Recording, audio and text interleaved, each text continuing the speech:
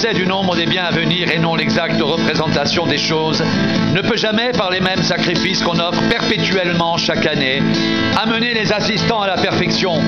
Autrement, n'aurait-on pas cessé de les offrir, puisque ceux qui rendent ce culte, étant une fois purifiés, n'auraient plus aucune conscience de leurs péchés. Mais le souvenir des péchés est renouvelé chaque année par ces sacrifices, car il est impossible que le sang des taureaux et des boucs ôte les péchés. C'est pourquoi Christ, entrant dans le monde, dit « Tu n'as voulu ni sacrifice ni offrande, mais tu m'as formé un corps. Tu n'as agréé ni holocauste ni sacrifice pour le péché. Alors j'ai dit, voici je viens. » Dans le rouleau du livre, il est question de moi pour faire, ô Dieu, ta volonté. Après avoir dit d'abord, tu n'as voulu et tu n'as agréé ni sacrifice, ni offrande, ni holocauste, ni sacrifice pour le péché, ce qu'on offre selon la loi. Il dit ensuite, voici, je viens pour faire ta volonté. Il supprime ainsi la première chose pour établir la seconde. C'est en vertu de cette volonté que nous sommes sanctifiés par l'offrande du corps de Jésus-Christ une fois pour toutes. Et tandis que tout sacrificateur fait chaque jour le sacrifice et offre souvent les mêmes sacrifices qui ne peuvent jamais ôter les péchés, lui, Jésus, après avoir offert un seul sacrifice pour les péchés, s'est assis pour toujours à la droite de Dieu. Il attend désormais que ses ennemis soient devenus son marchepied, car par une seule offrande, il a amené à la perfection pour toujours ceux qui sont sanctifiés. C'est ce que le Saint-Esprit nous atteste aussi, car après avoir dit « Voici l'alliance que je ferai avec eux », après ces jours-là, dit le Seigneur, je mettrai mes lois dans leur cœur, je les écrirai dans leur esprit. Et il ajoute, et je ne me souviendrai plus de leurs péchés, ni de leurs iniquités. Or là où il y a pardon des péchés, il n'y a plus d'offrande pour le péché.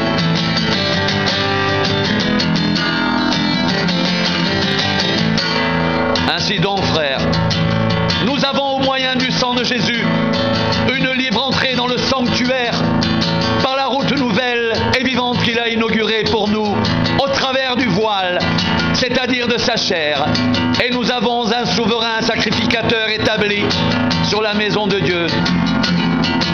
Approchons-nous donc avec un cœur sincère, dans la plénitude de la foi, les cœurs purifiés d'une mauvaise conscience et le corps lavé d'une eau pure.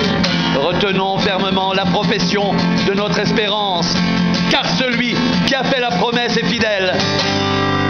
Veillons les uns sur les autres pour nous exciter à l'amour et aux bonnes œuvres. N'abandonnons pas notre rassemblement, comme c'est la coutume de quelques-uns, mais exhortons-nous réciproquement. Et cela, d'autant plus que vous voyez s'approcher le jour. Car si nous péchons volontairement, après avoir reçu la connaissance de la vérité, il ne reste plus de sacrifice pour les péchés, mais une attente terrible du jugement et l'ardeur d'un feu qui dévorera les rebelles.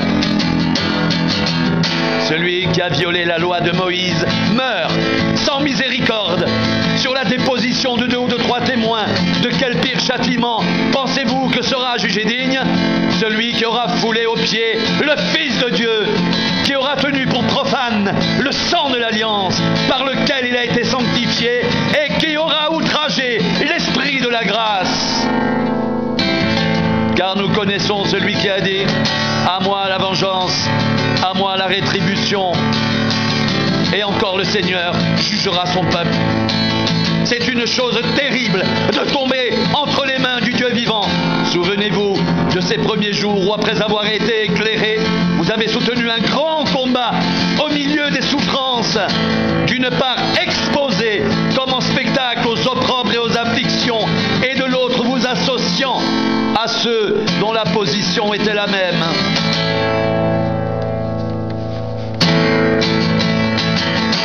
En effet, vous avez eu de la compassion pour les prisonniers.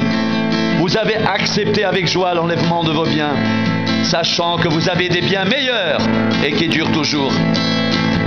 N'abandonnez pas votre assurance à laquelle est attaché une grande rémunération. Car vous avez besoin de persévérance, afin qu'après avoir accompli la volonté de Dieu, vous obteniez ce qui vous est promis. Encore un peu et un peu de temps, celui qui doit venir viendra, et il ne tardera pas, et mon juste vivra par la foi. Mais s'il se retire, mon âme ne prend pas plaisir en lui. Nous ne sommes pas de ceux qui se retirent pour se perdre, mais de ceux qui ont la foi pour sauver leur âme.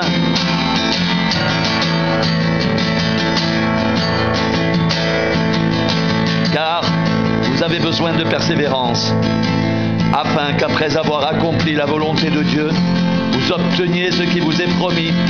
Encore un peu de temps, celui qui doit venir viendra, et il ne tardera pas. Et mon juste vivra par la foi. Mais s'il se retire, mon âme ne prend pas plaisir en lui. Nous ne sommes pas de ceux qui se retirent pour se perdre, mais de ceux qui ont la foi pour sauver leur âme. Et mon juste vivra par la foi. Et mon juste vivra par la foi. Et mon juste vivra par la foi. Mais s'il se retire, mon âme ne prend pas plaisir en lui. Encore un peu de temps. Celui qui doit venir viendra, et il ne tardera pas. Et mon juste vivra par la foi. Mais s'il se retire, mon âme ne prend pas plaisir en lui.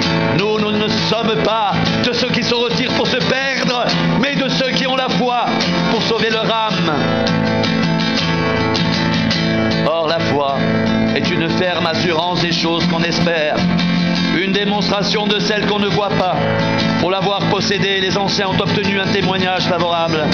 C'est par la foi que nous reconnaissons que l'univers a été formé par la parole de Dieu, en sorte que ce qu'on voit n'a pas été fait de choses visibles. Or, la foi est une ferme assurance des choses qu'on espère, une démonstration de celles qu'on ne voit pas. Pour l'avoir possédé, les anciens ont obtenu un témoignage favorable. C'est par la foi que nous reconnaissons que l'univers a été formé par la parole de Dieu, en sorte que ce qu'on voit n'a pas été fait de choses visibles.